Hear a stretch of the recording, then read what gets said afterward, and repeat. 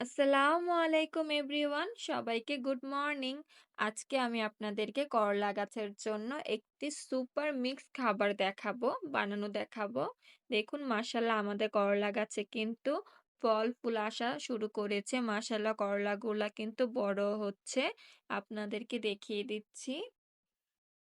আজকে আমি যেটা বানাবো এটা কিন্তু আপনারা যেকোনো গাছে দিতে পারবেন, শুধু করলা গাছ না।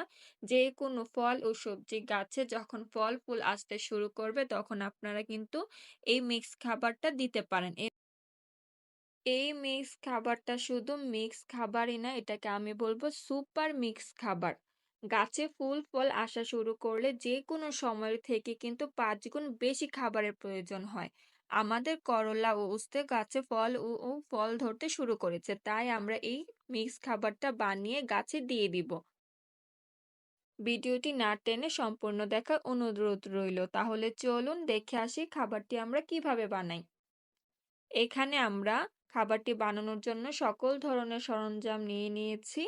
একটা বোল নিয়েছি, বালতিতে কিন্তু আমরা ৫ কেজির মতো মাটি নিয়ে নিয়েছি।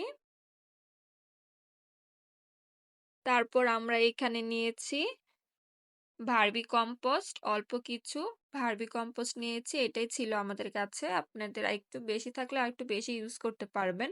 ছাই নিয়ে নিয়েছি, ১ বাটি হাড়ের গুঁড়ো, ১ বাটি নিম খৈল, তারপরে আমরা এখানে এপসম সল্ট নিয়ে নিয়েছি, তারপরে সার্ফ নিয়ে নিয়েছি, এটাকে ফাঙ্গিসাইডও বলে। তারপর আমরা হলুদ নিয়ে নিয়েছি, আর কিন্তু বোরন নিয়ে নিয়েছি ২ চা চামচ। হলুদ নিয়েছি এখানে ৩ থেকে ৪ চা চামচ। তারপর আমরা এখানে সরিষা খৈল নিয়ে নিয়েছি, আর এখানে কিন্তু চা পাতি আর ডিমের খোসা গুঁড়ো করে নিয়েছি। তারপরে সাইডে কিন্তু পেঁয়াজের খোসা আর রসুনের খোসাও রেখেছি। এখন আমরা এগুলাকে ভালোভাবে মিশিয়ে নিব। দেখুন মেশানোর ক্ষেত্রে আমরা মাটির সাথে কি কি জিনিস দিয়ে দিচ্ছি। আম্মু এখানে মাটিটাকে বলে নিয়ে নিয়েছে। মাটিটা দেখলে বুঝতে পারবেন মাটিটা আমরা যথেষ্ট পরিমাণে ঝরঝরে করে নিয়েছি, শুকিয়ে নিয়েছি। আমরা আমাদের ছাদ বাগানে যে মাটিগুলা আছে এগুলা কিন্তু কালো মাটি। আচ্ছা, আমরা ভার্মি কম্পোস্টটা দিয়ে দিয়েছি। দেখুন অল্প পরিমাণেরই রয়েছে। তারপরে আমরা এখানে ছাই দিয়ে দিয়েছি। তারপর আম্মু এখানে ১ বাটি হাড়ের গুঁড়ো দিয়ে দিয়েছে। তারপর দিয়ে দিয়েছে নিম খৈল। এটা হচ্ছে পাউডার নিম খৈল। আর তারপর আম্মু এখানে অ্যাপসেল সল্ট দিয়ে দিয়েছে হলুদ। তারপর আম্মু এখানে সরিষা খৈলটাও দিয়ে দিয়েছে। তারপর এখানে চা পাতা আর ডিমের গুঁড়োটাও দিয়ে দিচ্ছে আম্মু। তারপর এখানে আম্মু ২ চা চামচ বোরন দিয়ে দিয়েছে। তারপর আম্মু এখানে ফাঙ্গিসাইড ইউজ করে নিয়েছে ছত্রাকের জন্য। এখন আমরা এই মাটির সাথে এই উপাদানগুলোকে ভালোভাবে মিশিয়ে নিব। এখন আমরা মাটির সাথে এই উপাদানগুলো ভালোভাবে মিশিয়ে নিব। তো আমি এক হাতে ক্যামেরা ধরে আর এক হাতে মেশানোর চেষ্টা করতেছি। এখন না আম্মুকে না দিয়ে আমার নিজেরই মাটি তৈরি করতে ভালো লাগে। এই যে আমাদের মিশানো হয়ে গিয়েছে। এখন কিন্তু আমাদের এই সুপার মিক্স খাবারটা রেডি হয়ে গিয়েছে। তাহলে চলুন এটাকে আমরা কিভাবে ব্যবহার করব সেই পদ্ধতিটা দেখে আসি। আমরা যদি এই পদ্ধতিতে ইউজ করি তাহলে কিন্তু আমাদের রেজাল্ট খুবই ভালো আসবে।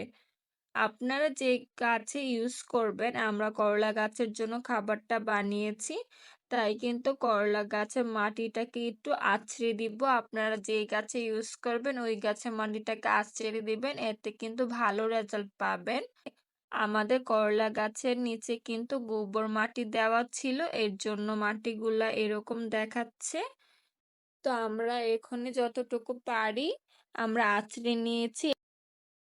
দেখুন এটা আঁচড়ানো শেষ হয়ে গেলে কিন্তু আমরা এখানে পেঁয়াজের খোসা আর রসুনের খোসাটা দিয়ে দিব।